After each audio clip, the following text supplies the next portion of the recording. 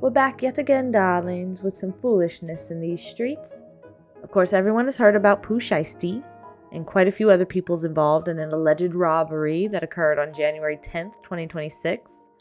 Well, they were recently arrested and charged with kidnapping and conspiracy to commit kidnapping, and I have read the full 32-page indictment as well as prior indictments and a mini rabbit hole with these music labels and their recording artists. Ooh, and quick disclaimer, this is not my preferred subgenre of music, and what I mean by that is there's the genre of rap and then there's different types of rap, and this, let's just say I'm not familiar with this. So forgive me if I don't know all the lore and background, but I'm a quick study and I'll pick up quick. So let's just dive right in. Now, the buzz is all over YouTube streets and the news as well. Pooh Shiesty and 8 other co-conspirators are being charged with kidnapping and conspiracy to commit kidnapping of, drumroll please, Gucci Mane. girl, what the heck? Yes, Pooh Shiesty, who is already out on probation for a 2021 guilty plea of firearms conspiracy out of the Southern District of Florida, has now been caught back up in something else wild. And the criminal complaint alleges a lot. And what would cause a soon-to-be completely free man to risk that freedom less than 6 months after being given that opportunity? Well, it's certainly nothing frivolous, surely nothing so mundane as paperwork? Girl, is this for real? He must take administrative duties extremely seriously. But before we get into that real quick, when I was reading through that paperwork and articles and headlines, etc., I noticed this one article from Wrap Up, in particular this one paragraph in the article, and only because I immediately recognized 2 of the names listed as either previously or currently dealing with federal indictments and got sucked down this little mini rabbit hole of music labels and the recording artists being indicted, Weird. In 2021, he released his official debut mixtape, Shiesty Season. Say that fast. Shiesty Season. Shiesty Season. It's not going well. Which featured appearances from Big 30, Lil Durk, Tay Keith, or Tay K, 21 Savage, and more, including Gucci Mane. He also appeared several times on 1017's So Icy series of compilations. So, let's break it down. I did not go and look for the mixtape and who all he had featured. I just went off of this list because, like I said, I recognized at least 2 of these names right off the bat. And let's break it down real quick. Big 30 and Pooh Shiesty, indicted March 30th, 2026 for kidnapping and conspiracy to commit kidnapping.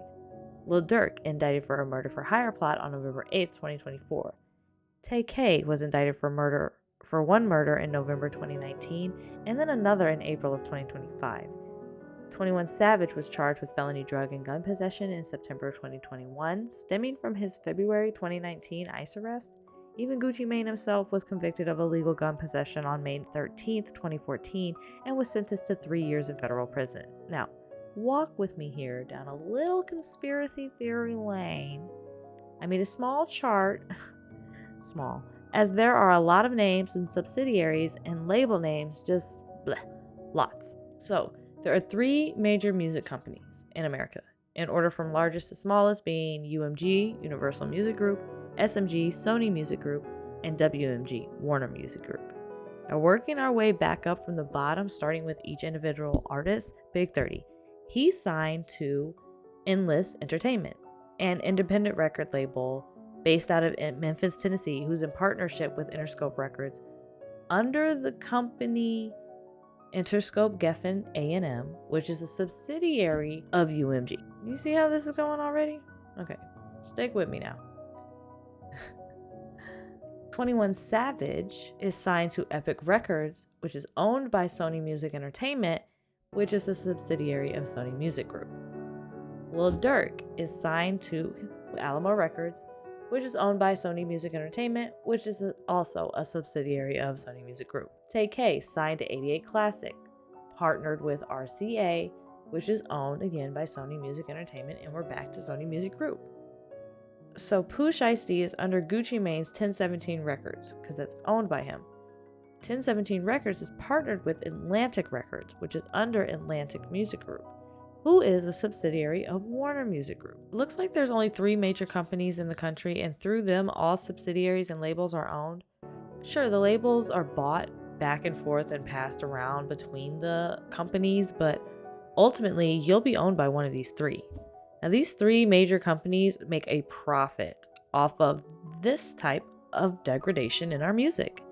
These artists on these labels then get caught up in RICOs, federal indictments, all types of criminal charges, drug charges, weapons.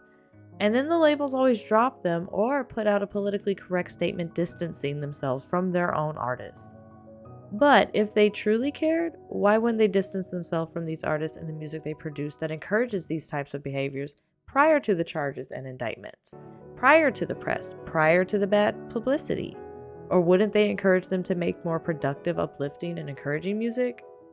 We got enough flair and style to make any type of music appealing, so why would they choose to make money off the misery and degradation of our people while pretending they're so above it? Anywho, comment down below your thoughts. Let's wrap this up with the actual charges. Allegedly, Pooh Shiesty wanted Gucci Mane to sign some paperwork. That paperwork being a contract of release from his current label under Gucci Mane's 1017 Records. Allegedly. Everything is allegedly. This is actually a simulation. So let's continue to deep dive into Wonderland. So Pooh Shiesty and his father allegedly set up a recording time at a music studio located on Dallas Parkway in Dallas, Texas, in the Dallas division of the Northern District of Texas, to get Gucci Mane to meet them there. Gucci Mane arrived with 2 of his bodyguards, and everyone else pretty much went to the studio control room with the game on. One of Gucci Mane's bodyguards stayed out in the studio lobby, and one hangs back in the studio control room. Shiesty is alleged to have received a call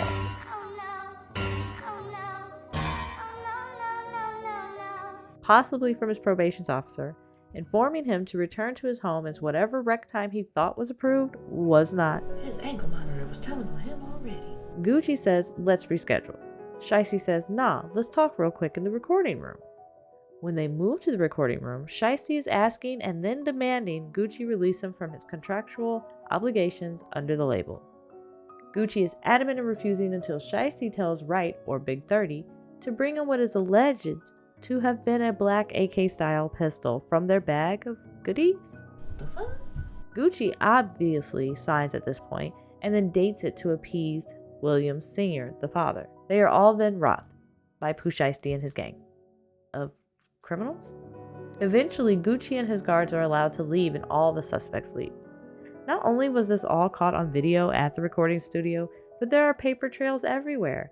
We know how important paperwork is to Mr. Pooh Shiesty, so of course everyone has a litany of a paper trail for the investigators to piece together, from bus stop tickets to car rentals, to video footage of them printing out the actual contractual release paperwork from Staples. Girl, not Staples. Now, this is a preliminary in the trial proceedings, and we will most definitely be following the case as best we can, but with it being federal and therefore no cameras or video press allowed, it's not looking too good at all on decent updates.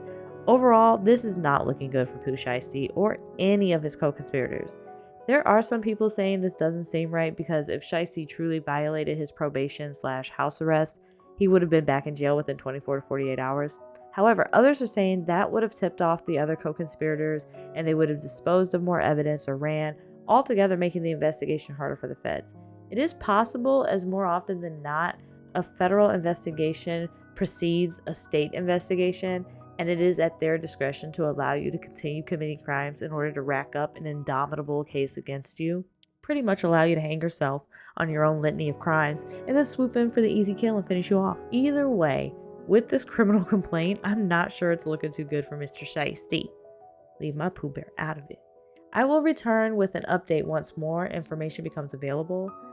Don't forget to like, hype, comment, and subscribe with that notification bell to stay updated on the latest with me. Peace.